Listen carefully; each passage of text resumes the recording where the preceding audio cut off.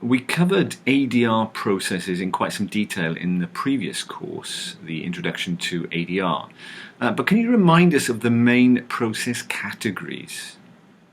Yes, there are three main process categories: facilitative dispute resolution, advisory dispute resolution, and determinative dispute resolution. Let me just recap briefly what they are and when they might be suitable. So facilitative dispute resolutions, also referred to as consensual dispute resolution, refers to processes such as mediation, for example, is the classic process. And it's most suitable when parties are able to negotiate or able to articulate their needs and what's important for them, and also where an ongoing relationship may be useful for the parties and where they might be looking at a type of outcome that a court or determinative body might not be able to give. So that's facilitative. Then there are advisory processes, and these processes usually involve some type of recommendation or suggestion or advice giving on the part of the ADR professional, but they fall short of imposing a decision upon the parties, right? So it's just advisory in nature, and conciliation and neutral evaluation are two classic examples of this. And these processes are most suitable when the parties need some substantive input from a third party, but not a decision.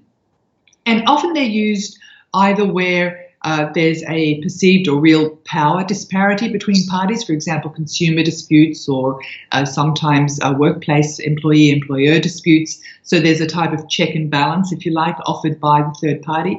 Or they can be useful where one or both parties are very unrealistic, right? That's where you might, for example, use neutral evaluation to offer a sort of a recommendation there to sort of encourage the parties into a better sense of realism.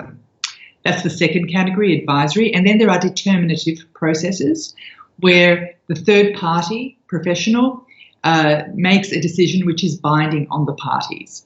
And good examples of this are the private judge, the adjudicator, mainly in construction disputes, and of course, the arbitrator. Arbitration is a classic determinative ADR process.